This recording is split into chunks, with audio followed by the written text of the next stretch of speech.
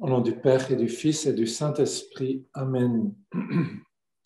Seigneur notre Dieu, nous te bénissons et nous te rendons grâce pour ce premier moment systématique de rencontre et de préparation au mariage. Merci Seigneur d'être devenu homme toi-même pour nous montrer comment ça marche d'être humain, comment ça fonctionne d'aimer, d'accueillir, de vivre, de se donner, d'être patient, d'être aimable, de comprendre, de supporter, d'être courageux. Seigneur, nous avons en toi un guide et nous voulons te demander, Seigneur, de vouloir nous rejoindre en ce moment. Seigneur, chacun de ces couples se prépare au mariage et chacun de ces couples veut bien faire ce temps de préparation et chacun de ces couples veut devenir un bon couple, voire un très bon couple. Et Seigneur, chacun de ces couples, et je te le supplie, qu'ils deviennent la meilleure version d'eux-mêmes pour qu'ils puissent toucher cette plénitude de ce que tu avais prévu depuis la création du monde et des hommes. Pour que ce soit possible, Seigneur, parce que tu sais que nous, on est aussi fragiles, on n'est pas parfait, envoie ton Esprit Saint dans nos cœurs, envoie ton Esprit Saint dans notre histoire, dans notre intelligence, dans notre créativité, dans notre capacité de comprendre, pour que nous puissions avancer sur notre route de préparation et pour que chaque couple puisse un peu mieux entrer dans le plan que tu as désigné pour nous et dans l'histoire, ton histoire avec l'homme, avec tous les hauts et les bas, avec les chutes et les relèvements, pour que nous puissions aussi comprendre en quel sens et comment l'homme a besoin de toi. Pour que chaque couple puisse comprendre où et comment et en quel sens ils ont besoin de toi, et pour qu'ils puissent comprendre aussi à quel point la relation avec toi pourrait vraiment apporter quelque chose à leur vie de couple. Et je sais, Seigneur, dans la mesure dans laquelle ils vont comprendre ça, dans cette mesure, ils vont te laisser entrer et ils vont toucher une plénitude que sans toi n'est pas possible. Marie, toi qui es notre mère, et toi qui étais épouse et mère, toi qui étais mariée et qui as connu le mariage, toi qui connais d'une certaine façon l'idéal du mariage, parce que tu es auprès de Dieu, intercède pour nous. Va maintenant auprès du Père et parle-lui de chacun de ces couples ici présents. Raconte-lui ce que chaque couple veut faire et ce que sont les points forts, les qualités, les talents, mais aussi peut-être le point fragile et les obstacles. Et donne surtout, Marie, et intercède pour nous pour que nous puissions écouter Dieu, nous ouvrir à lui, nous rendre disponibles et accueillir l'Esprit Saint. Je vous salue Marie, pleine de grâce, le Seigneur est avec vous. Vous êtes bénie entre toutes les femmes et Jésus, le fruit de vos entrailles, est béni. Sainte Marie, Mère de Dieu, priez pour nous pauvres pécheurs, maintenant et à l'heure de notre mort. Amen. Au nom du Père, du Fils et du Saint-Esprit. Amen. Bon, chers amis. Alors, d'abord, bienvenue et bravo d'avoir réussi de vous connecter. Et on va espérer donc que tout se passe bien.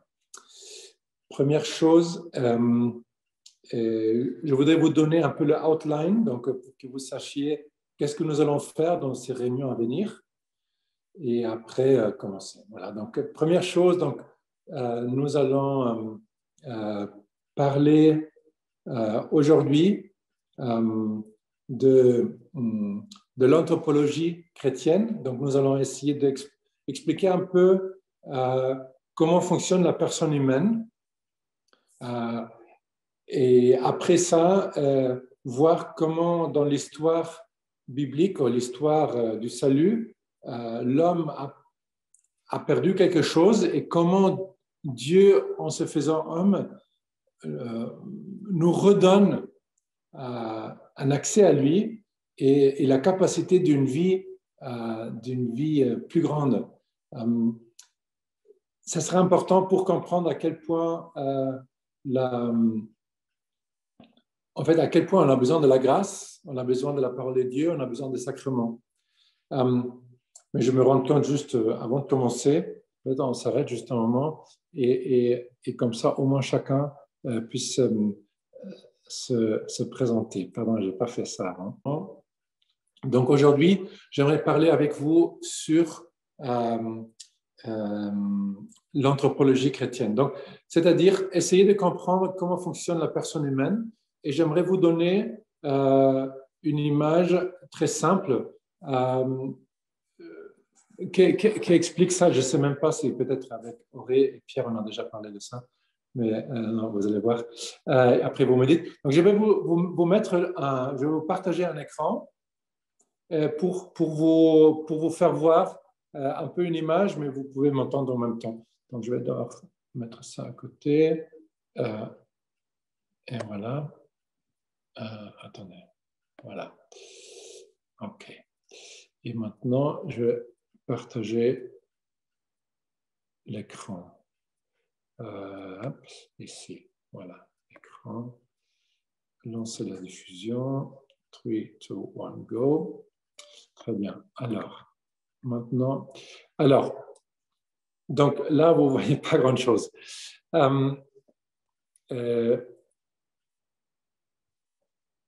J'aimerais commencer par cette phrase sur le sacrement de mariage. Simplement pour être un peu dans le contexte de ce que nous allons faire maintenant. Peut-être je vais revenir. Je suis un peu je vais revenir. Pardon, je suis un peu confused. Oui. Alors, depuis une semaine, je suis dans le problème de Zoom et j'en peux plus. Et demain, je prêche une retraite et je suis tellement behind schedule enfin, j'essaie d'être calme. Alors, si nous parlons ensemble de ce thème, c'est parce que nous voulons comprendre qu'est-ce que change vraiment le mariage de votre situation maintenant. Et donc, on pourrait penser que se marier, c'est une belle chose pour vous deux, parce que vous essayez de faire au mieux possible pour être un très bon couple, de grandir dans l'amour, de grandir dans votre relation, de devenir fort. Et par contre, ce qui est important, il y a toujours, et dans la petite rencontre personnelle, peut-être on en a parlé, il y a toujours un autre côté, et c'est le côté que qu'est-ce que Dieu pense quand il pense à un couple? Qu'est-ce que Dieu veut faire avec vous? Et qu'est-ce que Dieu, en fait, what did he mean, non? Quand il a créé le mariage? Et je vais vous dire simplement, comme petite introduction, dans les sacrements qui existe donc le baptême, la communion, la confession, la confirmation, le sacrement de malade, l'onction de malade et le sacerdoce, le mariage évidemment. Il y a 3 sacrements que sont ce qu'on appelle les sacrements de l'initiation. Et c'est le baptême, la communion et la confirmation. Okay? Donc, de ça, on a besoin pour commencer son chemin. Après, il y a les sacrements de la guérison. Les sacrements de la guérison, c'est l'onction des malades et c'est la confession. Et c'est même très beau de penser que la confession fait partie des sacrements de la guérison. Et après, il y a le sacrement du mariage et le sacerdoce qui sont mis dans un seul groupe. Et la raison pour cela est que dans le projet de Dieu, et comme l'Église l'explique, en fait, ces 2 sacrements, ils ne sont pas des sacrements qui sont d'abord quelque chose pour soi-même, mais ce sont des sacrements qui sont d'abord quelque chose pour l'autre. Ça, c'est très important dans la compréhension du mariage. Non, parce que parfois, je demande au couple, est-ce que vous vous mariez pour vous ou pour l'autre? Est-ce que tu te maries avec ton conjoint pour toi-même ou est-ce que tu te maries pour l'autre? C'est un peu les deux, bien sûr. Mais je pense que c'est une question qu'il faut se poser. Pourquoi je me marie? Est-ce que je me marie pour toi ou est-ce que je me marie pour moi? Et donc, le prêtre, c'est ridicule de dire le prêtre devient prêtre pour lui-même. Évidemment, il ne devient pas prêtre pour lui-même.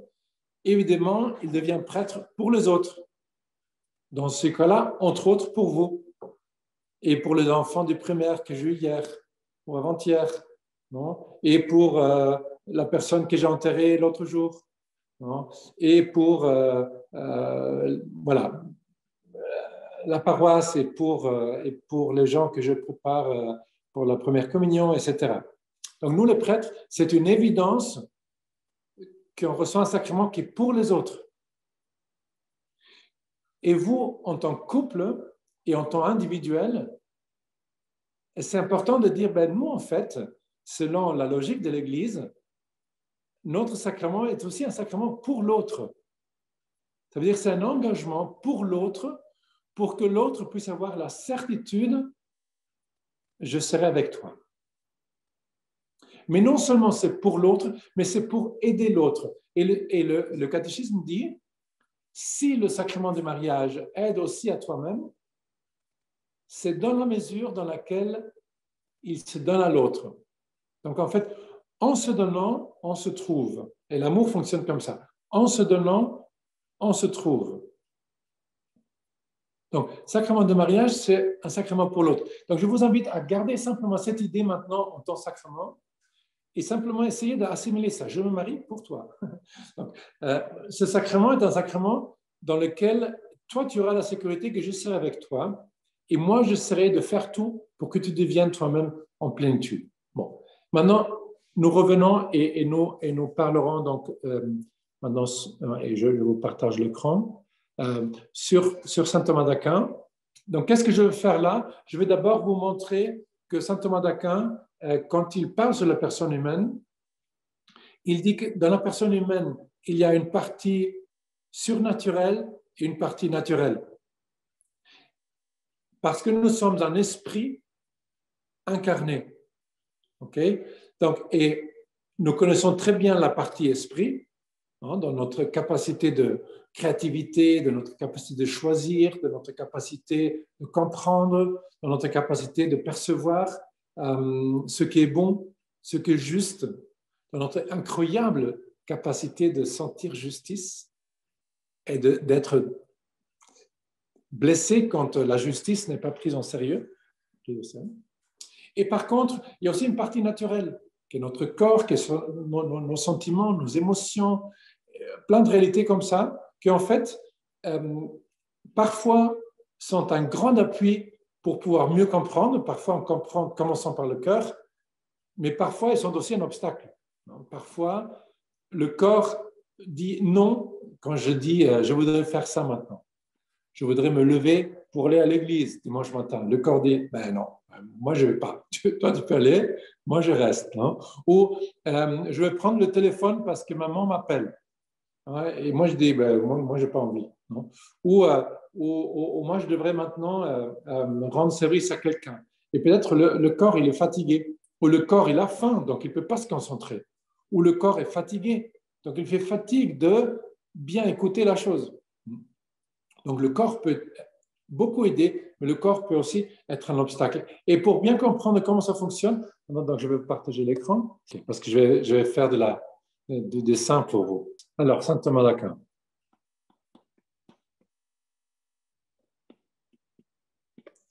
Et saint Thomas d'Aquin, donc, il parle, quand il parle de la personne humaine, des facultés surnaturelles et de facultés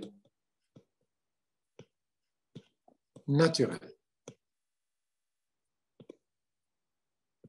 Je ne sais pas si c'est avec deux L ou peu importe. OK, donc faculté surnaturelle, faculté naturelle. Donc essayons de voir quelles sont ces facultés naturelles. Nous avons d'abord une faculté que fait que la personne humaine, euh, euh, voilà, on peut le comprendre dans l'animal. Qu'est-ce que fait que l'animal sait, par exemple, créer une toile d'araignée ou un nid, non? Ou un lieu où le lapin voilà, il crée un lieu dans la terre. En fait, euh, comment l'animal sait comment se nourrir, non? Par exemple, l'animal ne doit jamais penser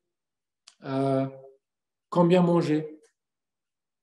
L'animal ne doit jamais penser combien boire, euh, combien dormir, comment se reproduire. L'animal fait ça tout seul et l'animal fait ça sans réfléchir.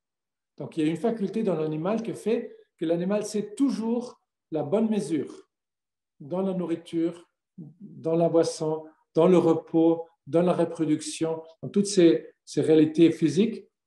Et ça s'appelle l'instinct. D'accord? Donc, l'instinct. Nous, les êtres humains, nous avons aussi un instinct, mais il n'a pas tout ce pouvoir sur la personne humaine comme il a sur l'animal. Et nous allons voir la différence. Mais donc, nous avons un instinct, et l'instinct, il réagit, et parfois, il réagit très fort.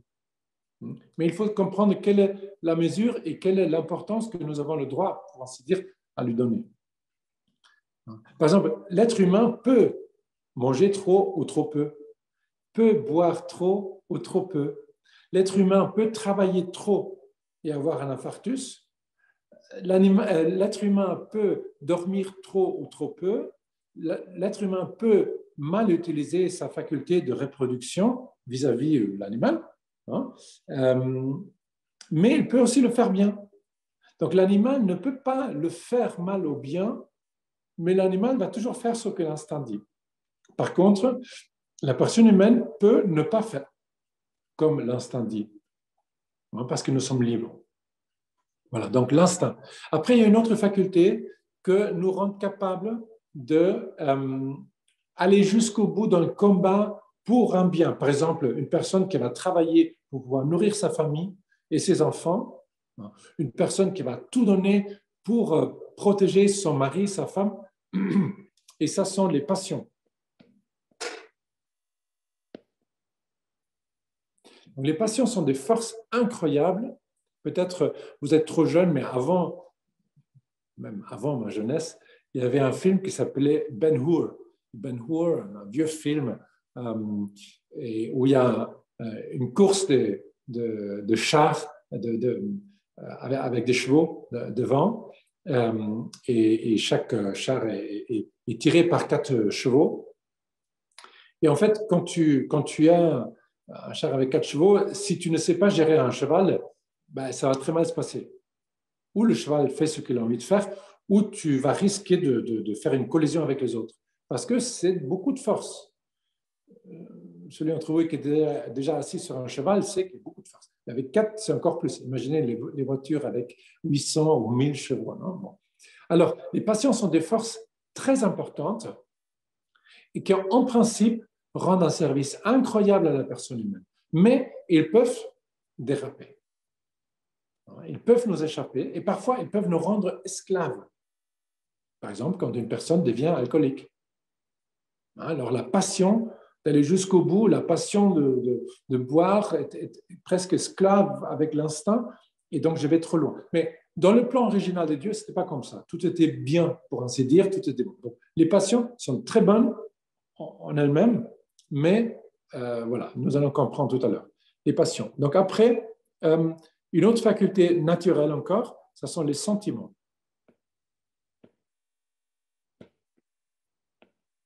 Donc les sentiments sont aussi très très forts et parfois ils nous dirigent énormément. Ça c'est typiquement dans la relation, non? Le sentiment amoureux, le sentiment de confiance, le sentiment de complicité, le sentiment de reconnaissance, le sentiment d'humilité, d'admiration, tout ça. Mais ils peuvent aussi avoir des très mauvais sentiments. Ou ils peuvent avoir la réalité d'avoir fait un engagement avec quelqu'un et de ne sentir rien du coup un jour et se dire, mais alors est-ce que c'est mauvais? Est-ce que je n'aime pas la personne si je ne ressens pas?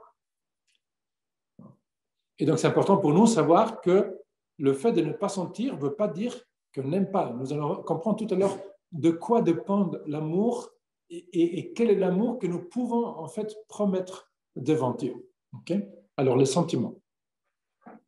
Donc, tout ça, c'est voulu par Dieu et tout ça, c'est utile, c'est bon, c'est important pour nous. Après, passons aux facultés surnaturelles. Okay?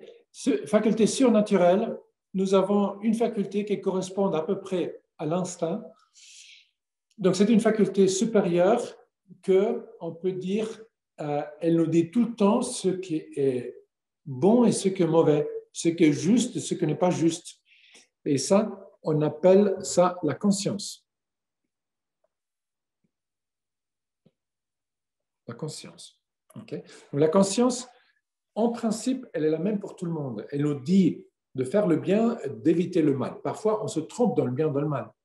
Parfois, dans les détails. Mais grosso modo, par exemple, si tu veux garer ta voiture à Paris, c'est déjà toute une histoire, et finalement, tu trouves une place libre, et donc, tu passes la voiture, tu veux reculer, et il y a quelqu'un derrière toi qui prend la place, boum, comme ça. Toi et lui, les deux, vous savez qu'il a fait quelque chose qu'il ne devrait pas faire. Mais lui, il peut dire, mais non, dans mon système moral, ça va, c'est parfait.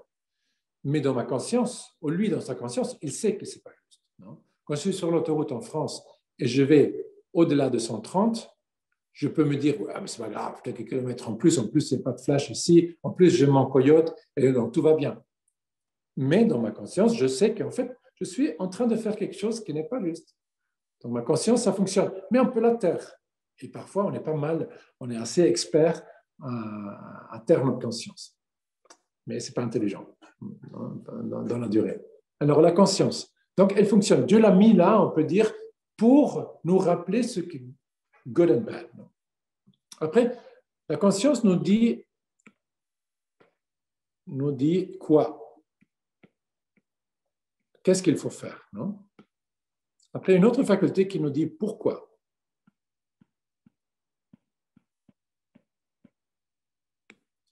Et cette faculté, c'est la raison. Donc, c'est-à-dire, la conscience me dit vas-y, et la raison me dit vas-y parce que, par exemple, je vois un mendiant et je sens l'alcool à 10 mètres. Donc, la conscience me dit vas-y, c'est un mendiant, je m'approche, je ressens, et la raison me dit ben non, non, pas lui. En fait, c'est pas juste parce qu'il va le mettre en alcool et c'est pas ça. Ou au contraire, j'ai un sandwich, je l'offre et il le prend volontiers. Donc, j'ai même envie de donner de l'argent. Alors, la raison. Donc, la raison me dit quoi et le pourquoi. Et après, une autre faculté que finalement me permet de poser un choix. C'est très important. C'est une faculté qui semble un peu, pas la plus cool, mais très importante, et c'est la volonté.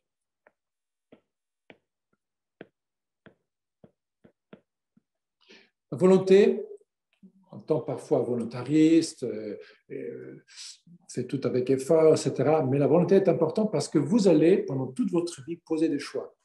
Et par vos choix, vous allez vous déterminer. Et vos choix, ils vont vous rendre de plus en plus libre ou de plus en plus esclave de vos sentiments, de vos passions. Donc, c'est très important de savoir distinguer ça. Bon. Maintenant, je passe à une autre page. Voilà. Alors, sur cette page-là, j'aimerais vous parler de l'histoire du salut et notamment de l'histoire d'Adam et Ève, on peut dire. Ouais. Alors, vous savez tous que l'histoire d'Adam et Ève, ce n'est pas une histoire scientifique, historique, dans le sens comme une histoire sur la Deuxième Guerre mondiale.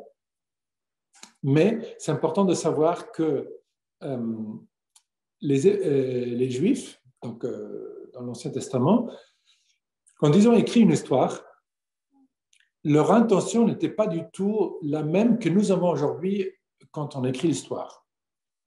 Donc, leur but n'est pas faire une description le plus précis possible, scientifique possible, irréfutable possible.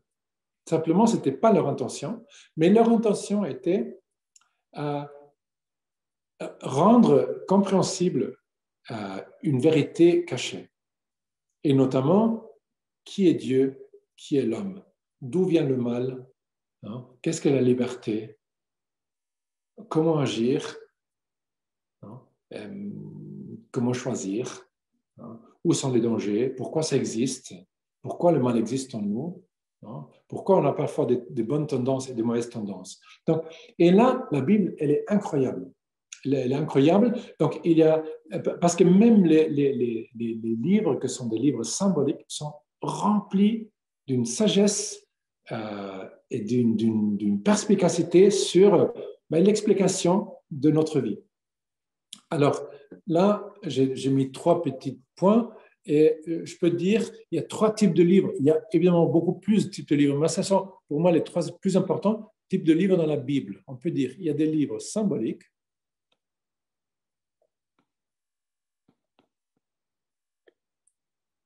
Ouais, c'est un problème comme ça, non? Des livres symboliques, des livres poétiques, et il y a des livres historiques.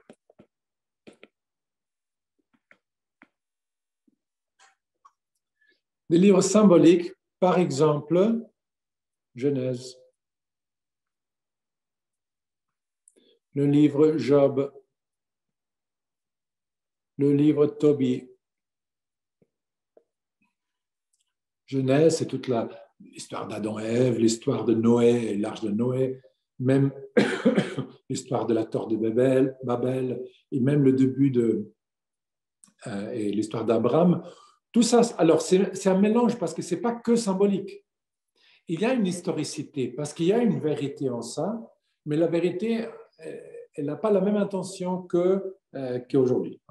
Donc c'est différent. Mais donc, il y a une vérité, il y a une historicité, mais elle fonctionne différemment. Mais vous allez voir tout à l'heure à quel point c'est utile et en fait, ça nous montre le bon chemin. Il y a des livres poétiques qui sont, par exemple, les psaumes,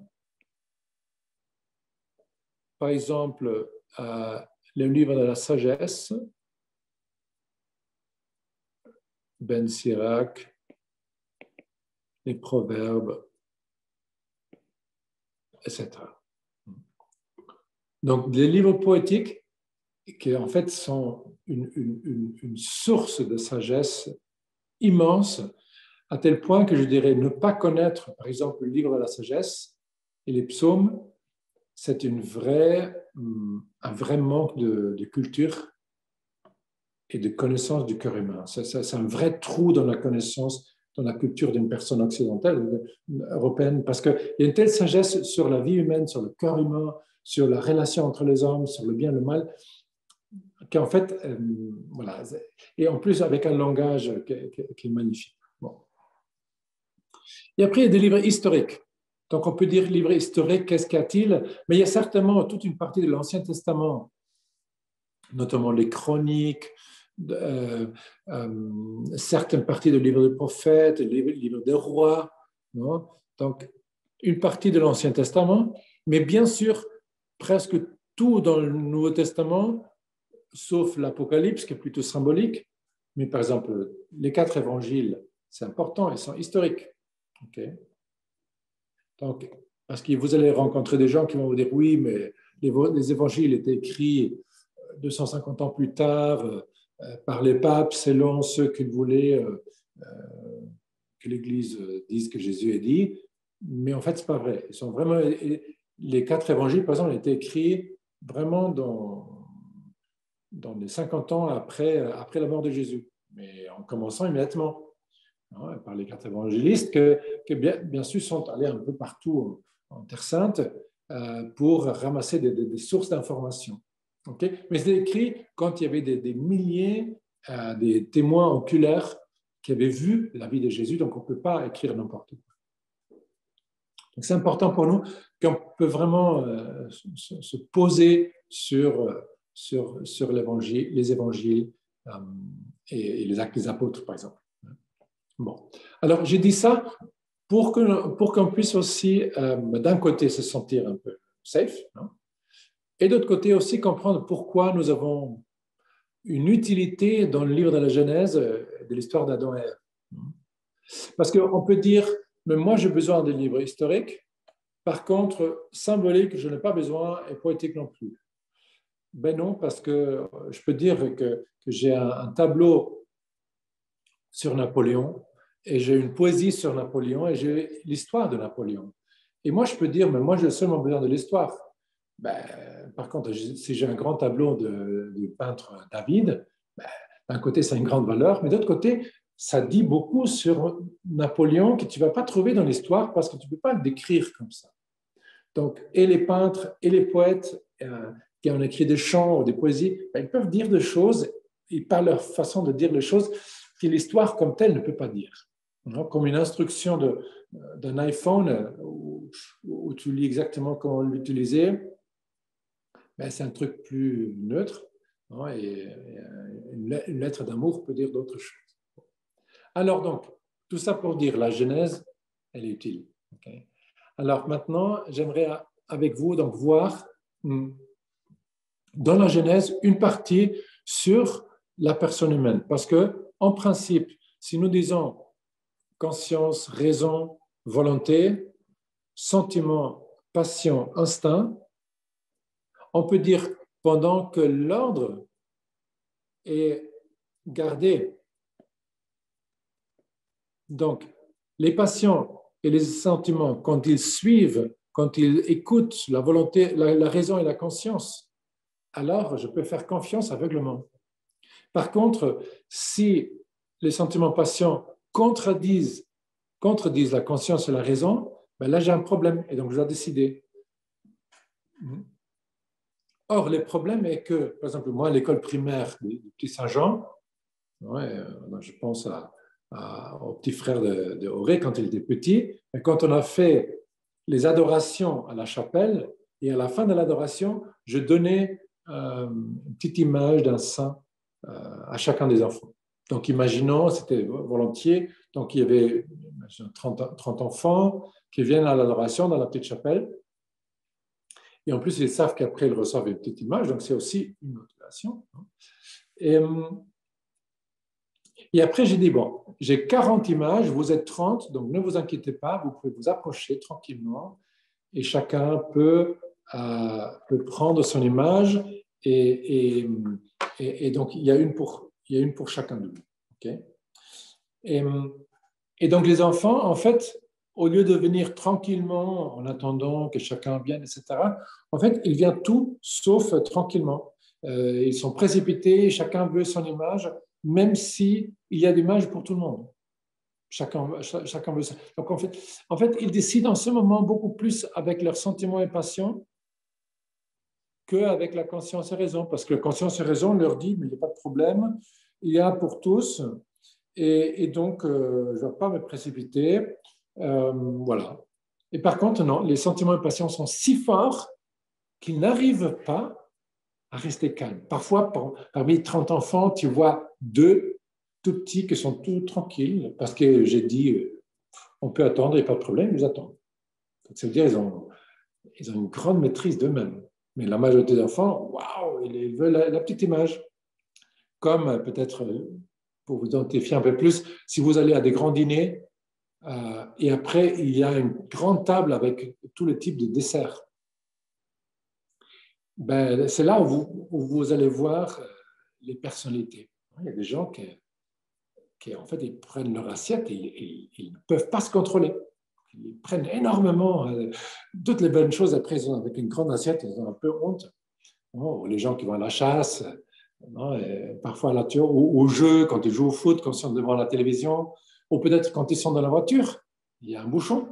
Non, il y a quelqu'un qui fait une chose, ou tu arrives tard, ou devant ton ordi quand ça ne marche pas. Ben là, parfois, on voit des passions et des sentiments qui explosent. Et on dit, mais pourquoi c'est comme ça?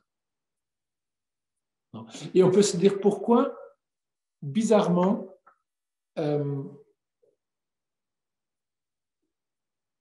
je pense que j'ai lu une statistique, la moitié des meurtres aux États-Unis sont en couple.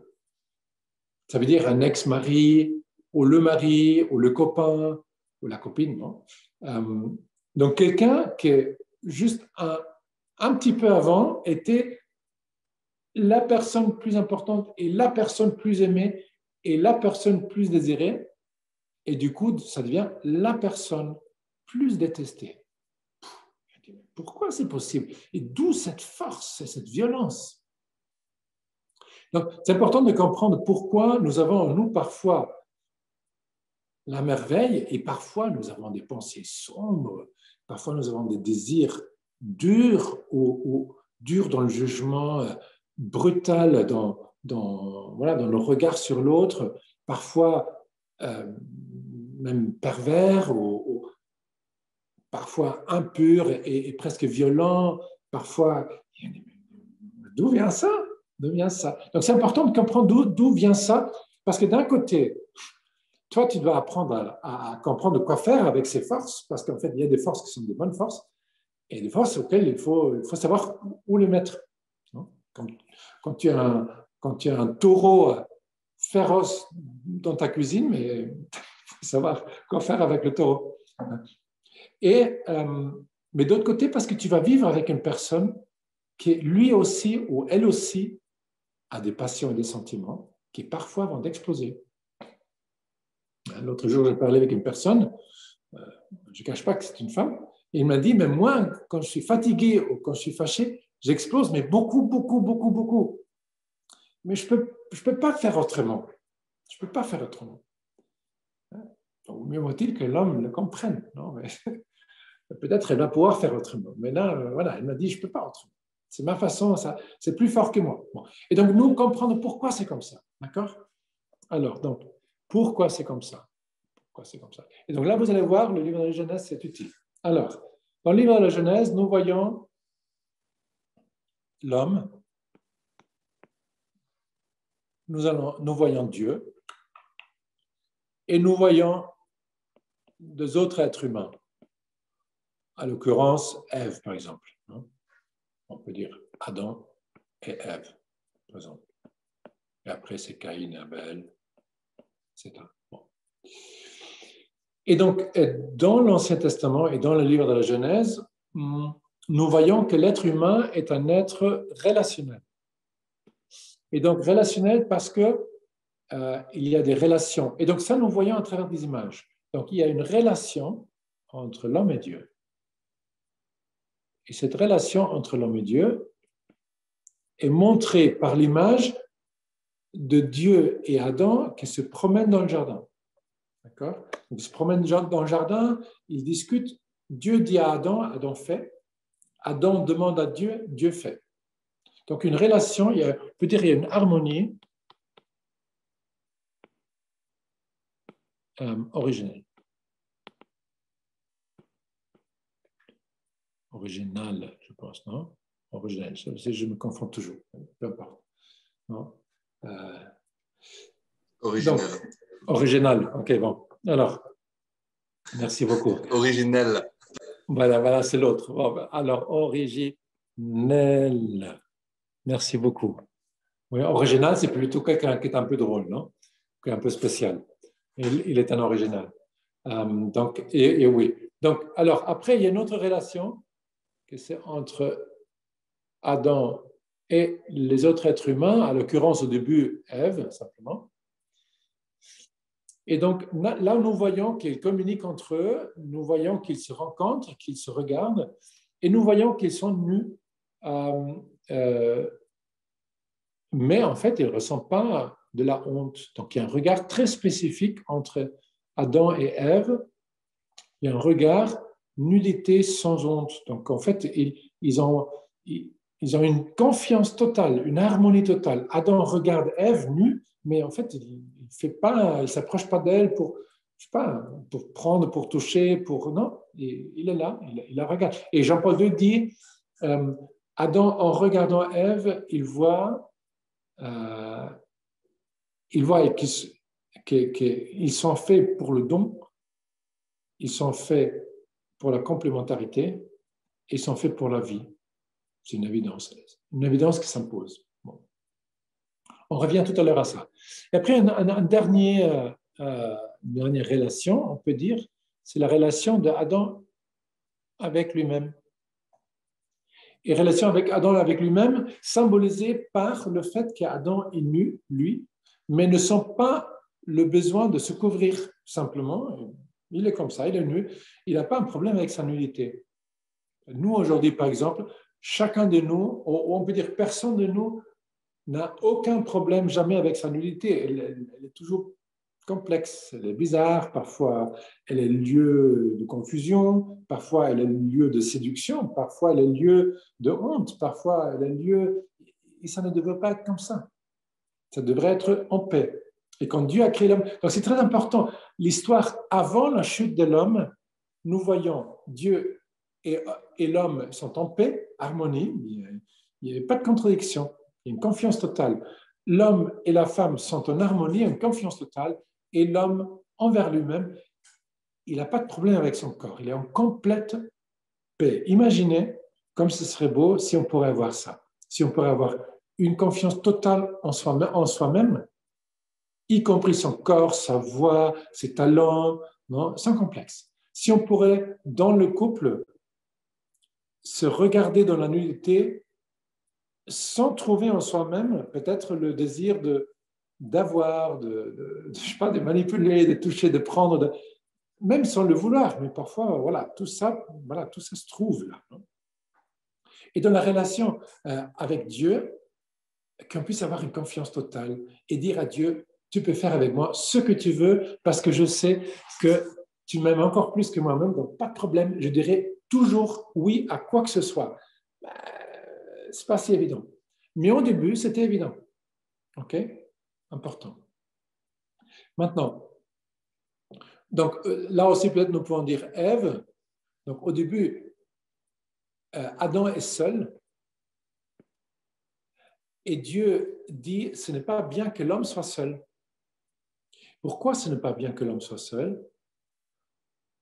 Non pas parce que l'homme a besoin d'un autre pour ne pas être seul, attention, mais parce que l'homme a besoin d'un autre pour apprendre à se donner. Moi, je n'ai pas besoin d'un conjoint pour ne pas être seul. Attention, j'ai besoin d'un conjoint, un similaire qui est néanmoins différent de moi, pour pouvoir apprendre à me donner à quelqu'un qui est différent, pour pouvoir apprendre à accueillir dans la durée quelqu'un qui est différent, à sortir de ma zone de confort et apprendre à aimer différemment. Okay? Donc, tu as besoin de te marier, non d'abord pour avoir quelqu'un avec toi, mais pour que tu deviennes toi-même entièrement. Tu as besoin de quelqu'un qui est différent. Et tu vas voir, dans les prochains 20 ans, tu vas te rendre compte à quel point la personne qui est avec toi maintenant est différente de toi. Donc, tout ça, même si parfois c'est un peu confusing, c'est profondément bon. Bon. Prochain pas.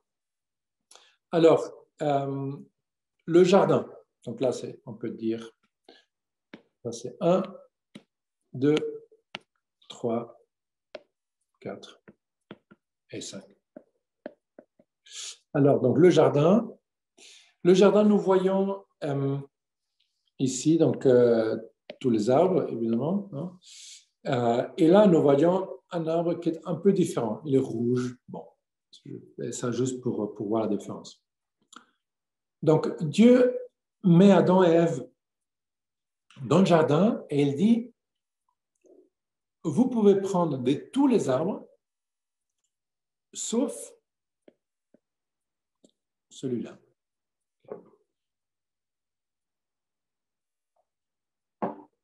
Non, on peut se poser la question, pourquoi Dieu fait ça? Bon, déjà, c'est une image, mais c'est une image vraie, d'une réalité vraie. Pourquoi Dieu ne nous permet-il pas de prendre de tous les arbres? Pourquoi va-t-il mettre un arbre dans le jardin où il dit, de cet arbre-là, tu ne prendras pas? Est-ce que c'est pour nous faire du mal? Ben non. Est-ce que c'est pour nous mettre à l'épreuve? Moi, je dirais que non, parce que moi, je dirais que Dieu ne met pas les gens à l'épreuve. Ce n'est pas son but. Dieu est quelqu'un qui aime et qui nous apprend à aimer. Le but de Dieu est toujours nous apprendre à aimer. Et aimer, c'est choisir. Donc, pour pouvoir choisir, je dois avoir la possibilité. Si tout est permis, et si je peux prendre de tous les arbres, y compris celui-là, en fait, je ne peux pas choisir, je peux tout faire. Par contre, si de cet arbre-là, je ne peux pas prendre, en fait, je dois choisir ou d'obéir ou de ne pas obéir, de faire confiance ou de ne pas faire confiance. D'aimer Dieu en disant je respecte ça, ou de ne pas aimer Dieu, mais d'aimer soi-même en disant je ne le respecte pas. Si Dieu aurait dit, par exemple, si la fiancée dit à son fiancé, tu peux faire avec moi ce que tu veux, que d'ailleurs ce ne serait pas très intelligent, et je pense que personne ne dit ça, ce serait très confusing pour le fiancé. Et même pas beau. Si la fiancée dit, chérie, s'il te plaît, ne me demande pas ça, ou s'il te plaît, ne me fais pas faire cette chose-là. Alors si le fiancé dit, écoute, parce que je t'aime, je ne pose même pas la question, si c'est ce que tu me dis, je le ferai. Alors ça a une grande valeur. Non?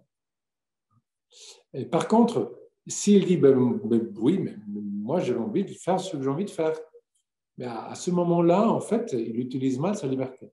Donc, Dieu nous donne toute la liberté. Et je pense que chacun de nous expérimente tout le jour qu'on est libre, même si on est enfermé, même s'il faut mettre un masque, même si on aurait eu confinement, on reste libre, on sait qu'on est libre. Et néanmoins, on sait que certaines choses, c'est non. Et en fait, ça nous fait du bien, parce que comme ça, le oui est beaucoup plus grand. Hein? Par exemple, si la fiancée dit à son fiancé, je veux que tu saches que jusqu'au dernier jour et jusqu'au moment où nous serons devant l'autel, le 1er octobre, par exemple, hein, au milieu de nulle part, perdu à la montagne, tu pourrais dire non. Okay? Et alors, quand le fiancé dit oui, ça a une valeur énormément plus grande que si elle a dit écoute mon petit, tu ne vas pas dire non, hein, et tu vas faire. En fait, si tu essaies de l'enfermer, son oui signifie pratiquement rien. Par contre, si tu laisses la liberté, son oui signifie beaucoup. Ça va devenir très important pour vous au moment de développer la confiance dans l'autre. Par exemple, si une femme, son instinct lui dit il y a un truc qui ne va pas, etc., et son mari lui dit je sais, je comprends, mais fais confiance. Je suis honnête avec toi. Est-ce que je fais confiance ou non? Quelle merveille si elle lui dit, tu sais quoi, si tu me dis c'est bon, je fais confiance. Waouh, c'est fantastique. Mais ça va être difficile. Tu vois? Ou pour un homme de dire, écoute chérie, si tu as besoin de parler avec moi, vas-y, je suis très fatigué aujourd'hui, mais si tu as besoin aujourd'hui, vas-y. Et comme ça, elle peut lui dire, bon, écoute, si tu es très fatigué, t'inquiète, est-ce qu'on peut parler demain? C'est bon. Ou elle va dire, mais j'ai besoin de parler maintenant. Bon. Et les deux choses sont bonnes. Alors là, donc, Dieu nous donne la possibilité, en fait, parce qu'il nous aime, très important pour vous en tant que couple aussi, parce que Dieu m'aime, il doit me donner la possibilité de lui dire non. Okay? Parce qu'il m'aime, il doit me donner la possibilité de me dire non. Parce que alors, quand je dis oui, ça a une énorme valeur. S'il ne me laisse pas option, alors ça n'a pas de valeur. Okay? Un animal, par exemple, ne peut pas faire le bien ou le mal, même si on peut dire, oui, mon chien, il est mignon. Un animal ne peut pas choisir de faire le bien ou le mal. Un animal va toujours faire ce que l'instinct lui dit. Par contre, toi, tu peux choisir de faire le mal, même si tu es fatigué, même si tu es crevé, même si tu as faim, tu peux partager, même si tu n'as pas envie, tu peux faire un acte de charité. Ça, c'est magnifique. Tiens. Ça, c'est la liberté. Donc, en fait, pour apprendre la liberté, l'homme a besoin de la possibilité de ne pas obéir. Okay? Donc, Dieu a mis l'arbre du non, on peut dire, dans le jardin pour que l'homme puisse apprendre à dire oui à Dieu. Pour qu'il puisse apprendre à dire « Ok, je te fais confiance. Si tu as dit non, c'est bon.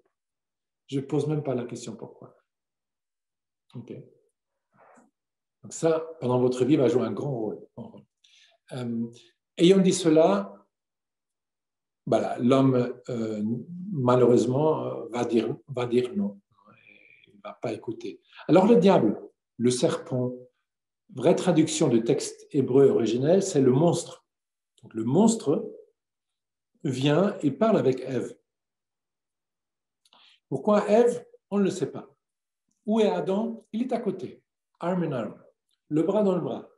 Il dit, parce que Ève, quand elle donne à Adam, on dit, elle donnait à Adam qui était avec elle. Et avec elle, la traduction originale veut dire qui était à côté d'elle. Donc, Adam est à côté d'Ève pendant que Ève parle avec le monstre.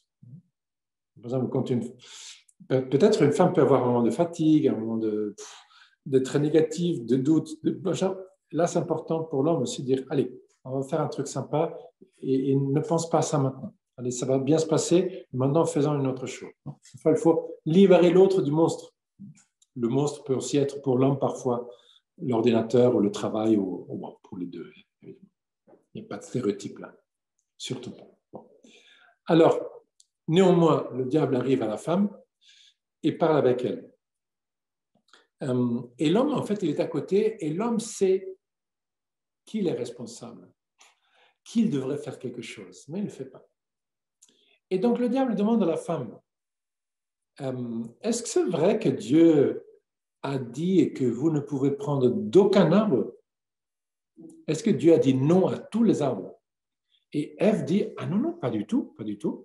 Dieu a dit, nous pouvons prendre de tous les arbres.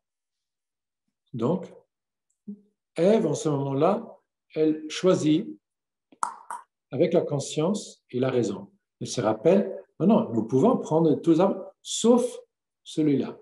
Donc, Ève, très claire, très brave, très sombre, elle dit non, non, non, non, en fait, au contraire, nous pouvons prendre tous les arbres, seulement pas celui-là, l'arbre du bien et du mal. Le diable s'éloigne, le diable revient. Nouvelle stratégie. Donc, au début, il exagère toujours, typiquement pour lui. Et après, il dit, oui, mais attention, il a dit que vous ne pouvez pas prendre cet arbre-là parce que si vous prenez de cet arbre-là, vous devenez comme lui. Donc, ça veut dire, vous n'allez pas mourir, mensonge, mais vous allez devenir comme des dieux. Ça, c'est mensonge et vérité, parce que d'un côté, non, on ne devient pas comme Dieu, mais d'autre côté, oui, parce qu'on commence à agir comme si on était Dieu. Par exemple, on commence à construire des êtres humains dans in vitro et on commence à décider sur la vie ou la mort de notre personne, ou on commence à arrêter la machine. Ou, voilà. D'un côté, on construit les enfants, de l'autre côté, il faut tuer les vieux. J'exagère peut-être dans l'image, mais je pense que l'homme commence à se comporter un peu comme Dieu. Et quand on a trop de pouvoir et trop d'argent, parfois aussi, on se sent parfois un peu comme Dieu. Donc, ce n'est pas très utile. Alors, il dit, si tu prends de cet arbre-là, tu vas être comme Dieu. Et en fait, Dieu, il est jaloux, il ne veut pas que tu viennes comme lui. Et la prochaine phrase est, Ève voyait que le fruit était délicieux et ça donnait envie d'y prendre. Donc maintenant, elle vient de choisir encore avec raison et conscience et en ce moment-là, qu'est-ce qu'elle fait? Elle choisit avec les sentiments et les passions. Elle choisit ici. Le fruit était délicieux, elle avait envie d'y prendre. Donc, elle choisit avec ses sentiments et passions en contre de la conscience et de la raison. Et en ce moment-là, il se fait une fissure. Une fissure. Alors, ça, c'est important. Une fissure avec plusieurs conséquences. Première chose, donc Ève prend du fruit, elle le donne à Adam, son mari, et donc les deux mangent. Et qu'est-ce que la première chose qui arrive? La Bible dit, leurs yeux s'ouvrirent et ils se sont rendus compte qu'ils étaient nus. Nus. Donc, en fait, Adam se rend compte, je suis nu. Et on peut dire fissure dans l'harmonie originale. L'harmonie originelle, pardon, elle est devenue compliquée. Adam et Ève voient qu'ils sont nus, ils se cachent et ils se font des pans de figuier, bref. Donc, en fait, leur nudité est devenue un problème. Et ça, c'est important pour nous. Jean-Paul II dit, on pourrait penser que notre nudité ou notre corps nous rassemble plus aux animaux, et par contre, notre esprit nous ressemble plus à Dieu. Ça pourrait sembler vrai, mais en fait, Jean-Paul II dit pas du tout. Notre corps, y compris et spécialement notre sexualité, est quelque chose qui nous rend beaucoup plus similaires à Dieu. Pourquoi? Parce que la façon de l'homme de vivre sa sexualité est toujours une relation, c'est toujours une rencontre, est toujours quelque chose qui est fait pour beaucoup plus que la reproduction dans la vie. C'est fait pour être en communion avec une personne comme dernier pas de tout un chemin de communion, en principe. Donc, dans le plan de Dieu, la sexualité et le corps nous permettent d'exprimer ce que nous avons à l'intérieur. Je veux me donner à toi et je t'accueille pour te rester fidèle tous les jours de ma vie. Ça, c'est en fait la sexualité vécue. Elle veut dire ça. Donc, en principe, notre sexualité, notre corps nous rend capables d'aimer comme Dieu aime et précisément de ne pas aimer comme les animaux aiment ou de ne pas vivre l'union comme les animaux le vivent. Mais il y a quelque chose en nous qui s'est brisé et que ça fait que malheureusement, la tendance dans l'être humain est de ne vivre pas ça forcément d'abord comme un don, mais aussi un peu comme un prendre, ou parfois aussi un peu d'une façon très brute et très, voilà, comme on voit aujourd'hui. Abus sexuels, combien de crimes sexuels et assassinats après, combien de filles et de femmes se sont abusées même dans leur mariage, vous voyez. C'est fort, elles ne le disent pas, elles se taisent, elles ne disent rien, mais c'est incroyable. Donc, et ce n'est pas parce que les hommes sont mauvais ou les femmes sont mauvais, mais c'est parce qu'il y a une grosse fissure à notre intérieur qui nous met en conflit, peut-être parfois, ou en complication avec notre sexualité. Fissure. Et après, deuxième chose, Adam et Ève entendent Dieu venir dans le paradis. Et Adam et Dieu appelle et dit, et donc il se cache. Ouais, on a dit il se cache. Et donc Dieu dit, où es-tu Adam? Et Adam dit, je me suis caché parce que je suis nu. Et Dieu dit, pourquoi c'est un problème pour toi? Hein? Depuis quand? Hein? Pourquoi sais-tu que tu es nu? As-tu pris de l'arbre que je t'ai interdit de prendre? Donc en fait, Dieu, Adam et Ève, ils se cachent de Dieu. Problème. Ils se cachent de Dieu. Donc confiance brisée. Est-ce que tu as pris de l'arbre que je t'ai interdit de prendre? Et Adam dit, c'est Ève, cette femme que tu m'as donnée. Ok, donc la faute, évidemment, c'est toujours l'autre. C'est pas soi-même. C'est comme ça.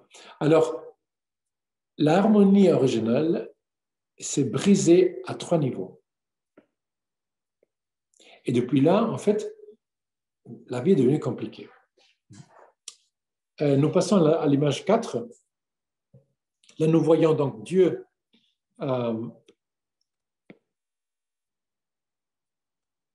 et je mets là l'être humain un peu comme un embryon.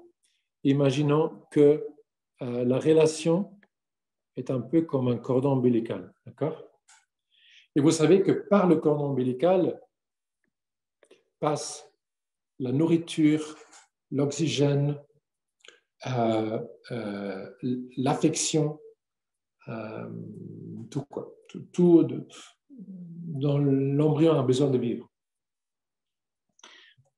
Si ce cordon ombilical est brisé, s'il y a une fissure où il se brise complètement, en fait, la vie de la mère ne rentre plus dans l'embryon et l'embryon ne peut pas se développer. Il reste incomplet.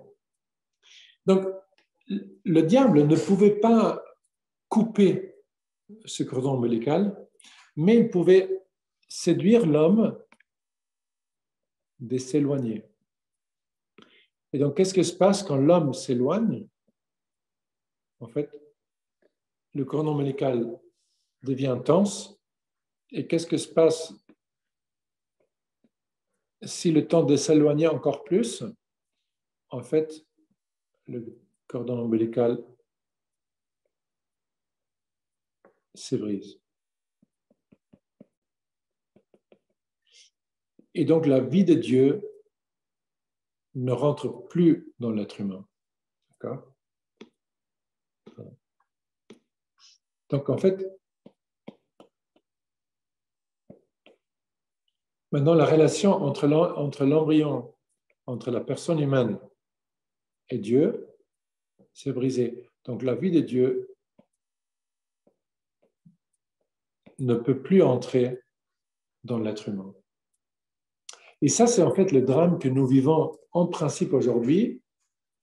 Et ça, c'est pour l'être humain, on peut dire, le plus grand danger. Le plus grand danger pour nous, ce n'est pas la guerre ou le Covid ou même le péché. Le plus grand danger pour l'être humain, c'est le danger de ne pas aimer assez.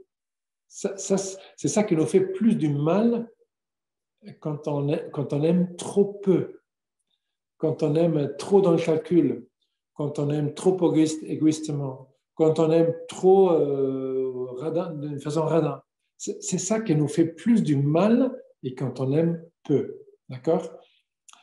Alors, depuis que la vie de Dieu ne rentre plus dans l'être humain, en fait, c'est un drame que Dieu a essayé de résoudre en devenant homme lui-même. Et donc, là, on passe à l'image 5 et on peut dire toute la Bible, c'est l'histoire de Dieu qui essaie de renouer avec l'humanité. Parce qu'on peut dire l'humanité, on est tous unis les uns aux autres. Ça veut dire que quand tu fais une chose, ça a un effet sur les autres, forcément. Plus que ces personnes sont proches de toi, plus ça va avoir un effet. Et donc, en principe, ce tapis, on peut dire, était uni à Dieu. Il y avait comme un lien très fort. Et imaginez, c'est comme un radiateur. Donc, si tu as la prise, le radiateur, ça marche très bien. Mais si ça s'est coupé, en fait, ça s'est brisé. Donc, la vie de Dieu ne rentre plus dans l'homme. Alors, qu'est-ce que Dieu a fait? Il a essayé d'envoyer des prophètes au milieu du peuple.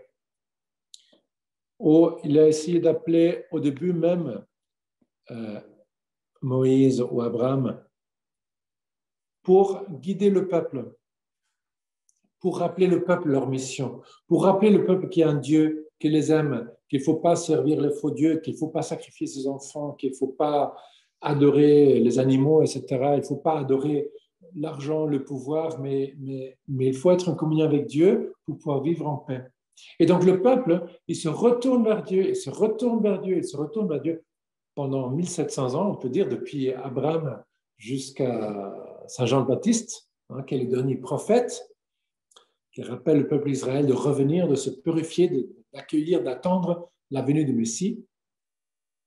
Et donc tout ça marche toujours plus ou moins, mais encore et encore et encore, cette partie-là, elle est trop forte et l'homme retombe et retombe et retombe. Donc finalement, Dieu dit, d'accord, j'ai compris, et donc moi-même, quelle couleur prend-on là?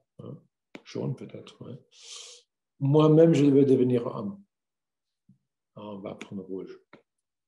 Au violet, rouge là. Moi-même, je deviens homme. Je deviens l'un de vous.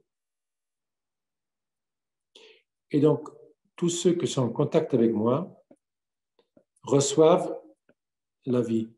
D'accord? Donc, quand Jésus était sur la terre, on peut dire, donc, divinité entre en humanité et rétablit humanité d'une certaine façon.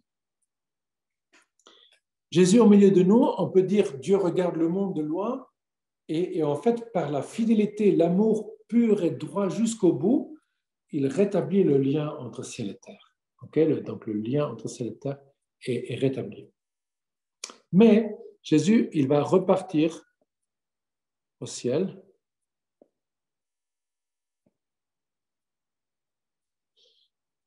Et par contre, il reste au milieu de nous dans l'Église. Il reste au milieu de nous à travers la parole de Dieu. Il reste au milieu de nous à travers les sacrements. Il reste au milieu de nous à travers la communauté. Il reste là où 2 ou 3 sont réunis au nom de Jésus. Il est là. Là où les gens s'aiment, Dieu est là. Donc en fait, et l'Église, notamment par les sacrements et par le baptême, on entre dans cette communion. Donc on peut dire, si on est à l'extérieur, par exemple, et tu entres là, et donc là, tu imagines ici, comme la source d'énergie que Jésus au milieu de nous, si toi, tu rentres dans l'extérieur et tu es maintenant dans cette condition-là, donc ça veut dire, de l'image 4, dans la condition de séparation, tu rentres ici et tu rentres là. En ce moment-là, toute la force, en fait, toute la force de Jésus t'arrive, hein, parce que tu entres dans ce filet des personnes qui sont tous unies. J'espère qu'on comprend plus ou moins. Okay? C'est comme si tu as coupé le câble du radiateur, le radiateur ne peut plus se réchauffer tout seul. Et là, on a remis une source d'énergie intérieure, je ne sais pas, solaire, ou bon, solaire c'est un peu un mythe, non, mais comme une source d'énergie intérieure. Donc, ça peut réchauffer à nouveau. OK. Donc, la condition de l'homme aujourd'hui est quand il est dehors, en fait, il peut être un bonhomme, hein? Il peut être un bonhomme, mais il ne peut jamais être ce que Dieu avait pensé au début. Il ne peut jamais être entièrement le lieu où Dieu agit sur la terre et l'image de Dieu. Il ne peut jamais aimer comme Dieu avait pensé. Il peut beaucoup aimer, et parfois vous allez voir des gens qui ne sont pas chrétiens et qui aiment beaucoup plus que nous. Ça c'est vrai, mais en fait, l'homme, sans choisir Dieu consciemment, il ne peut jamais atteindre la plénitude qui est prévue pour lui. Okay? Il peut être une très bonne personne, mais il ne peut pas aller jusqu'au bout. Il ne peut pas se sauver non plus tout seul. Alors, on revient maintenant. Donc, on a dit que cet ordre-là de choses, donc l'ordre ici, on peut dire cet ordre-là, il n'est pas du tout toujours gardé. Au contraire, on avait dit que parfois les sentiments ou les passions sont tellement forts, explosent, qu'en fait la raison, elle se tait et la conscience, elle est éclipsée. Donc au lieu d'avoir 1, 2, 3, 4, 5, 6, parfois on a, je ne sais pas, on a 1, 2, 3, 4, 5 et 6. La volonté comme dernière. Ouais. Grande confusion. Donc, l'homme a besoin que Dieu vienne lui visiter. Dieu a besoin d'être touché par Dieu, comme on a vu ici. Okay? L'homme a besoin d'être en contact avec Dieu. Hein, et à travers Jésus, il est en contact avec Dieu. Donc, à travers l'Église, il est en contact avec Dieu. Donc, quand je rentre dans une église, quand je rentre dans la prière, en fait, je rentre en contact avec Jésus, qui est au milieu de nous, et comme ça, je rentre en contact avec la source de vie qui est en nous. Alors, donc l'homme, pour que sa nature humaine puisse être remise en ordre, il a besoin de Dieu. Il a besoin de Dieu, il a besoin que Dieu, en fait,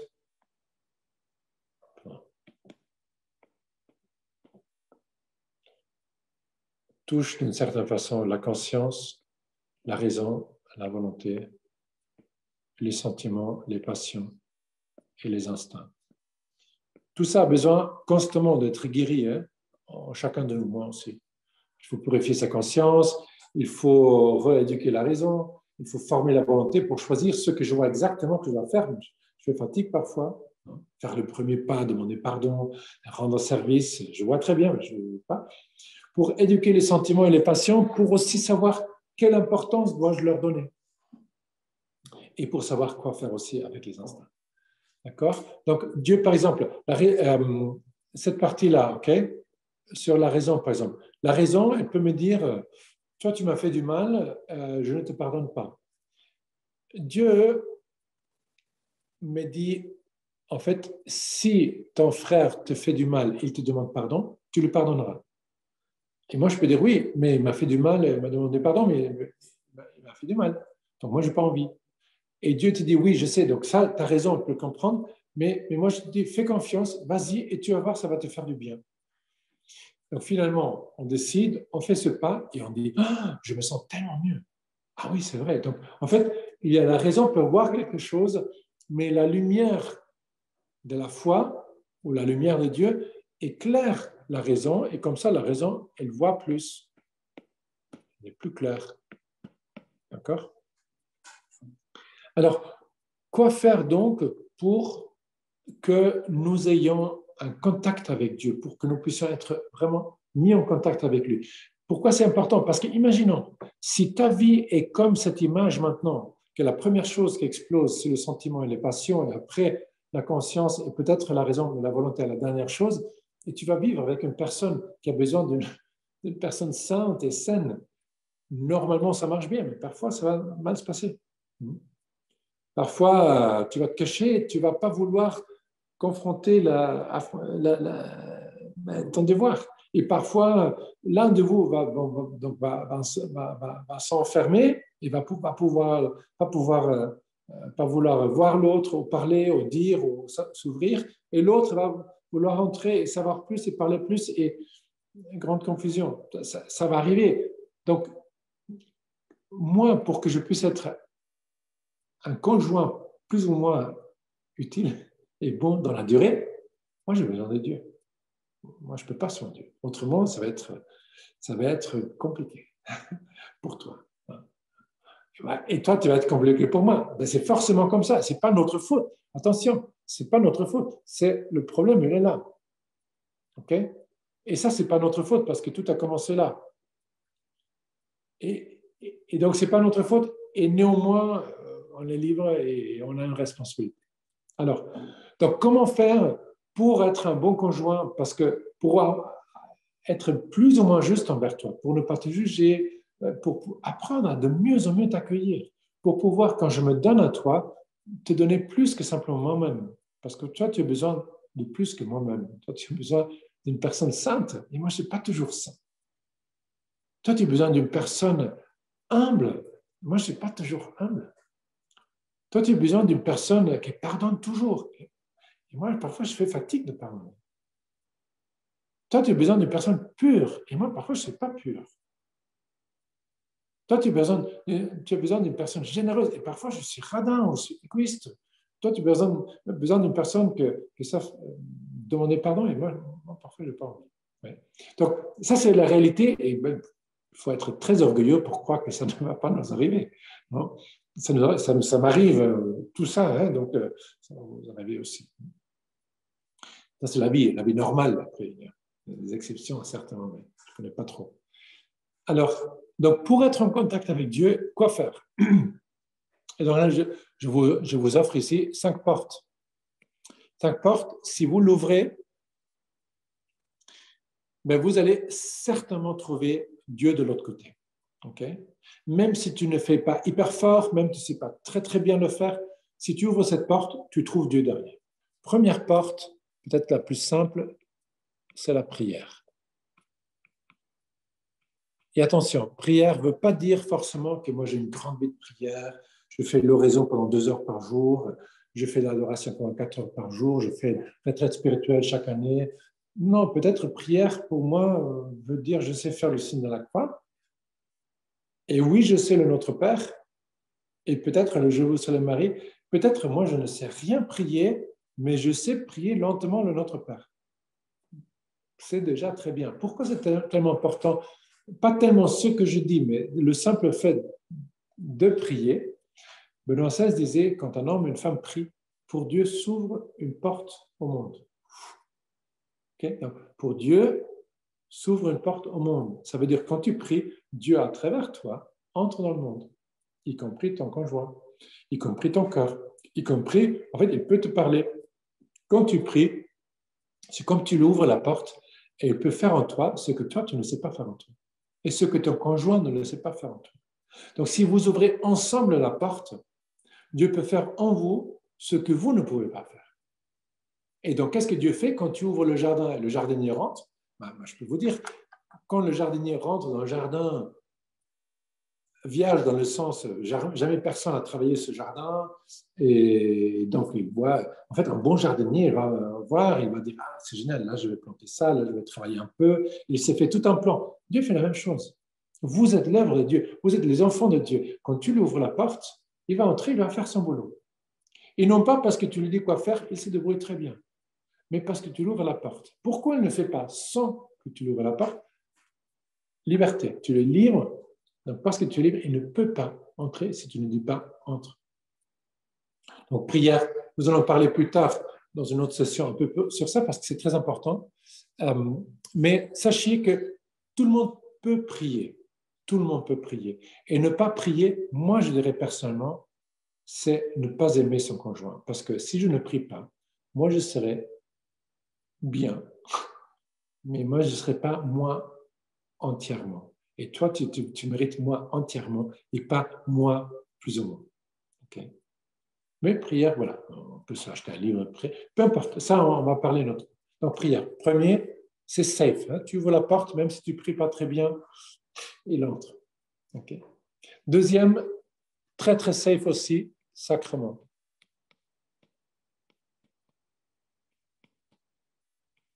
Sacrement, et donc je dis les 7 sacrements, notamment le baptême, c'est la première entrée, et après, pour nous, le plus fréquent, c'est sûrement la communion, et idéalement aussi, assez régulièrement, la confession. Nous allons parler de ça la prochaine fois. Non? Pourquoi c'est important de se confesser? Non pas parce qu'il faut dire de mauvaises choses, mais en fait parce que l'autre a besoin d'une personne qui est plus ou moins disponible. Et quand je ne me confesse pas, je ne suis pas très disponible. Je pense être disponible, mais toute une partie en moi est stockée avec du spam. Et ça, tôt ou tard, vous allez vous rendre compte. C'est comme ça. Ça, c'est anthropologie normale, spirituelle. Alors, les sacrements, ça veut dire quand tu vas à la messe, même si tu es fatigué, même si tu ne comprends pas tout, même si le prêtre fait une homélie super boring, de toute façon, Dieu fait son boulot en toi. Tu ouvres la porte, il est là. Tu te confesses, il est là. Il te libère, il te renouvelle, il fait son boulot. Ça marche toujours, hein, même si on ne comprend pas toujours. Troisième porte sûre et certaine, la Bible, parole de Dieu. Tu ouvres la Bible, tu ouvres la parole de Dieu, et la parole de Dieu te parle. Et non seulement elle te parle, parce que peut-être tu lis un passage que tu ne dis rien, mais la parole de Dieu fait son boulot en toi. Petit exemple, moi j'ai un ami juif à Genève, qui m'avait toujours dit depuis que je l'ai rencontré la première fois, qu'il ne pouvait jamais pardonner son père, il ne pourra jamais pardonner son père pour ce qu'il a fait. Comme ça fait 15 ans qu'il m'a dit ça, à cette époque, on parlait pratiquement jamais de l'abus de pouvoir, abus sexuel, abus quoi que ce soit. Donc, moi, je n'ai rien pensé, je n'ai pas compris. Et en fait, je n'ai jamais compris parce que je n'ai pu poser cette question parce que je ne l'ai pas vu depuis longtemps. Et donc, il a dit un jour, donc il m'a raconté ça chaque fois. On voit que c'est quelque chose qu'il avait très présent. Et un jour, donc il me dit, il a commencé à lire la Bible parce que ça l'intéressait. Et donc la Bible, la nôtre, hein, parce que les Juifs, ils ont un autre, ils ont le Talmud, donc c'est différent. Et après quelques mois, elle me dit, Paul, tu sais quoi? Moi, je peux maintenant pardonner mon père. Je dis, ah bon? Et moi, j'étais prêtre depuis 2, 3 ans. Donc, je n'avais jamais lu un livre qui explique que, en fait, quand tu lis la Bible, ça fait quelque chose en toi. Et je dis, mais Jeff, dis-moi, quel chapitre, ou quel livre, ou quel verset, parce que j'aimerais connaître ce texte qui t'a aidé à t'ouvrir. Et Jeff lui dit, mais Paul, tu sais, ce qui est bizarre, c'est aucun chapitre ou aucun verset spécifique. C'est simplement, je me rends compte que dans la mesure dans laquelle j'avance dans la lecture de la Bible, ma façon de penser change, ma façon de juger change, ma façon de percevoir change. Et je trouve au moins une capacité de pardonner, y compris mon père. Vous voyez, nous les prêtres, on fait des grandes études avant, mais ça, c'est écrit nulle part. Ça, tu ne vas pas trouver un livre qui te dit, en fait, si tu lis la Bible, tu vas pouvoir pardonner, ou tu vas pouvoir être plus patient, ou tu vas pouvoir être plus pur dans ton cœur, ou tu vas pouvoir être plus humble. Non, ça, tu ne vas pas trouver. Mais par contre, c'est comme ça. Et ça, je l'ai vu, je l'ai vérifié avec beaucoup, beaucoup de monde. Okay? Donc, Bible.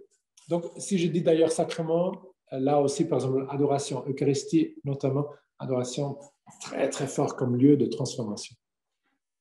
Donc, derrière la Bible, tu ouvres la Bible, tu ouvres une page et tu rencontres Dieu, même si tu ne le vois pas, même si tu ne le comprends pas. Il fait son boulot en toi. Après, il y a 2 portes, je dirais, plus laïques. Donc, pour tout le monde, même pour ceux qui n'ont aucune expérience dans la prière, dans la foi, dans le sacrement, etc. Et le premier, c'est peut-être le plus évident. C'est la charité ou l'amour. Ça veut dire quand tu fais un acte de charité, un acte de patience, un acte de pardon, un acte de tendresse honnête où tu as cherché l'autre pour l'autre et pas pour toi-même, ben, tu rends Dieu présent. Vous connaissez peut-être le livre Ubi Caritas et Amor Deus ibi est, non? Ubi Caritas et Amor, Ubi Caritas et Deus ibi est. Là où est la charité, Dieu est là. Donc, quand tu fais un acte de vraie charité, du don de toi ou d'un vrai accueil humble de l'autre comme il est, tu fais l'acte par excellence humain. Et donc, tu rends Dieu présent. Dieu s'est engagé avec la création, mais quand tu fais un acte de charité, tu le rends présent. Quand tu es dans un métro et tu vois que de regards sombres et tu fais un acte de charité, tu rends Dieu présent, pour ainsi dire, dans ce wagon de métro. Si tu fais un acte de patience envers ton conjoint, tu rends Dieu présent dans votre couple. Ça, c'est réel. Donc, tu ouvres la porte, boum, il est là. Et c'est safe. Dernier, et peut-être ça, tu vois si tu as l'opportunité d'être ensemble avec d'autres chrétiens, avec d'autres personnes qui cherchent la même chose. Là, maintenant, si on serait sur place ensemble, on pourrait même le percevoir dans vos cœurs. Je pourrais même voir aussi dans vos visages que vous êtes content ou que vous percevez, vous comprenez quelque chose un peu mieux. En fait, c'est la communauté. La communauté, quand je suis ensemble avec des gens qui veulent prendre soin de leur couple, avec des gens qui veulent prendre soin de leur foi, en fait, ça fait du bien à tout le monde. Ça fait du bien à tout le monde et c'est une façon de rendre Dieu présent. Pourquoi? Il y a la phrase dans la Bible, dans l'Évangile, là où 2 ou 3 sont réunis en mon nom, je serai parmi vous. Donc, c'est Dieu qui nous fait une promesse. Okay? Là où 2 ou 3 sont réunis en mon nom, je suis parmi eux. Donc, quand on est en communauté et on parle de Dieu, on cherche d'être des meilleurs chrétiens, en fait, on le rencontre. Bon. Alors, ces 5 portes, qu'est-ce qu'ils font? Quand tu ouvres cette porte, tu trouves Dieu.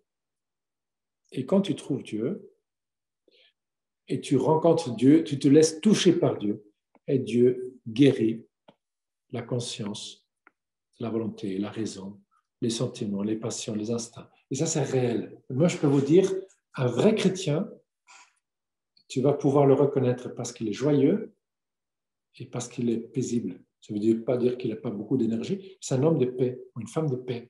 personne qui est capable de te donner paix. Et quand tu pars, tu te sens mieux. Tu te sens aimé, tu es joyeux et tu te sens mieux. Donc, tu ressens la paix à l'intérieur. Pourquoi? Parce que un vrai chrétien, c'est quelqu'un qui doucement découvre de mieux en mieux, de plus en plus ces 5 portes. Et en les découvrant, il devient un instrument de paix. OK. Maintenant, dernière question que je vais poser là. Et cette question, ou pas question, on peut dire, est où se trouve maintenant l'amour? Parce que vous allez faire une promesse d'aimer l'autre tout le jour de votre vie. Non? Moi, par exemple, Stéphane, je te reçois, Philippine, comme épouse, et je me donne à toi. Je te promets de rester fidèle dans le bonheur, dans les épreuves, dans la santé, dans la maladie, pour t'aimer tout le jour de ma vie. Dans la promesse allemande, elle dit même, je vais t'aimer, aimer, respecter et vénérer. C'est que en allemand, je ne sais pas pourquoi. Bon, on verra ça. Donc, alors, où se trouve l'amour qu'on peut promettre? Où on peut dire, où se trouve l'amour par lequel on tombe amoureux? Et où se trouve l'amour par lequel on peut, en fait, lequel on peut promettre. Donc, on peut dire forcément l'amour par lequel on tombe amoureux, c'est beaucoup ici, c'est pas mal ici, et c'est aussi beaucoup ici. Mais cet amour-là, je ne peux pas le promettre. Je ne peux pas promettre de toujours avoir de sentiments pour toi. J'aimerais le faire, mais je ne peux pas le faire. Parce que mes sentiments, c'est quelque chose qui monte, qui descend, qui monte. Parfois, c'est super et parfois, il n'y a rien. Mais la question est, est-ce que je ne peux pas aimer quand je n'ai pas de sentiments? Et la bonne nouvelle est, bien sûr, je peux aimer sans rien ressentir. Parce que je fais une promesse. Et donc, on peut dire, oui, la volonté, donc l'amour, il est de la volonté, probablement, oui, c'est vrai, parce qu'on avait dit choisir. Et aimer, c'est choisir. Hein? Tu poses un choix. Je choisis de vivre avec toi. Je choisis d'être de ton côté. Je choisis de ne jamais t'abandonner. Je choisis et je te rechoisis. Ça, c'est très important pour tout le reste de votre vie parce que chacun de vous va changer. Et dans 20 ans, vous ne serez plus le même. Et dans 20 ans, il y aura beaucoup d'hommes qui sont plus smart, plus musclés et plus riches que l'homme qui est maintenant à côté de toi. Il y aura beaucoup de femmes qui ont peut-être moins rides et sont peut-être certainement plus jeunes que vous. Et voilà. Mais la merveille est que moi, je ne suis pas un animal et je ne vis pas seulement de mes sentiments passés à l'instant, mais moi, je suis une personne capable de choisir. Et je te choisis. Et quand tu changes, je te rechoisis, version actualisée, version Philippine 3.0. Parce que Philippine, il y aura une version 3.0 ou 2.5. Et donc, Philippine, quand elle rechoisit Stéphane, elle ne va pas dire je rechoisis Stéphane comme je rêvais qu'il pourrait devenir un jour, ou au moins comme il était quand je l'ai connu. Non, non, non. Et ça, parfois, on peut être dans les rêves. Non, je choisis toi comme tu es maintenant. Le type qui ronfle, le type qui est radin, le type qui n'est pas drôle du tout, ou que se croit drôle. J'exagère, évidemment. Ou la fille que je sais pas, bon, vous allez le trouver. Donc, c'est la personne réellement, avec toutes ses qualités, mais avec ces petits trucs bizarres. Voilà, je te rechoisis. Choisis. Mais il ne suffit pas de choisir. Il y a une autre faculté qui entre dans la réalité de l'amour, et selon saint Thomas, c'est la raison. Et saint Thomas d'Aquin dit l'amour est entre la raison et la volonté. Donc on peut dire que ce n'est pas très romantique de dire ça. Pourquoi l'amour est entre la raison et la volonté? Pourquoi a-t-on besoin de la raison pour aimer? Parce qu'on a besoin de la raison pour choisir. Pour choisir non pas ce que moi j'ai envie d'avoir, mais pour choisir ce dont tu as besoin. Voilà. Donc moi, je ne vais pas faire une promesse de me sentir bien avec toi, mais je vais faire une promesse d'être avec toi, de t'aimer, d'être fidèle, de te servir, de prendre soin de tes besoins. Ça, c'est une promesse. Tu vois. Par exemple, quand on te donne un bonsaï, toi, tu peux dire merci beaucoup, mais je fais quoi avec ce bonsaï?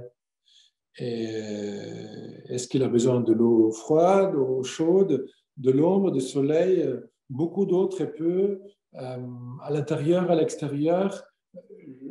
J'en sais rien. Et donc, on peut dire, mais pour aimer un bonsaï, c'est-à-dire vouloir qu'il vive, mais moi, je dois savoir de quoi a-t-il besoin, ce bonsaï. Et moi, je peux dire, moi, je sais très bien, un bonsaï, il a besoin de beaucoup de lumière et beaucoup d'eau. Ben, je n'ai aucune idée, mais supposons que ce n'est pas du tout ça. Parce que c'est dans ma tête, ça ne veut dire pas que c'est réellement comme ça. Donc, c'est important pour nous de devenir le plus grand expert, à savoir de quoi mon conjoint, de quoi ma fiancée, de quoi mon mari a-t-il besoin pour se sentir vraiment aimé. Et pour ça, j'ai besoin de raison, j'ai besoin de comprendre. J'ai besoin de comprendre qui ai-je devant moi et comment fonctionne cette personne. Hein? Et comment aimer une personne comme ça. Et c'est très probablement entre pas du tout ou pas vraiment comme moi. C'est très rare que les gens disent on a exactement le même besoin. C'est beaucoup plus souvent que les gens disent on n'a pas du tout le même besoin. Elle a besoin que je m'assoie avec elle, que je tienne ses mains, que je regarde dans mes yeux et que je parle, je l'ouvre mon cœur. Mais moi, franchement, moi j'ai envie d'aller en vélo avec elle, simplement pour aller en vélo, pas pour parler. Au moins, j'ai besoin plutôt un peu de tendresse et alors j'ouvre mon cœur. Voilà. Ou pour moi, c'est important que tu m'aides à ranger la maison parce que si tu me dis que tu m'aimes beaucoup, mais la maison est un désastre, moi, je ne me sens pas aimé par toi. Et il y a des gens pour qui ça, c'est la façon de se sentir aimé. Donc, moi, j'ai besoin de comprendre qui es-tu, comment fonctionnes-tu et comment fonctionne cette réalité que toi, là, devant moi. Parce que tu vas faire une promesse de prendre soin de besoins de l'autre. Parce que si tu ne prends pas soin de besoins de l'autre, en fait, tu vas obliger l'autre à chercher à apaiser ses propres besoins. Et là, ça devient compliqué. Si ton conjoint doit commencer à choisir une personne qui a plus de temps pour mes côtés, là, ça crée des problèmes. Ou si mon conjoint trouve une personne un peu plus affective que toi au bureau, ça va être un problème. Donc, en fait, moi, je dois comprendre, je ne dois pas comprendre des caprices, mais je dois comprendre qui tu es et comment on aime un truc comme ça. Voilà. Et c'est pour ça que je vous donne maintenant ici cette liste. Vous pouvez peut-être faire un screenshot, comme on appelle ça, un screenshot. C'est un exercice très simple que je vous laisse pour vous de faire ça là, le week-end ou comme vous voulez, un jour simplement. Donc, vous faites un screenshot et vous l'imprimez comme vous voulez et vous essayez de répondre chacun pour les deux. D'accord? Donc, par exemple, là, je dis ce qui me plaît humainement dans le domaine de la culture. Donc, moi, culture, c'est très clair, c'est, comment on appelle ça, Netflix.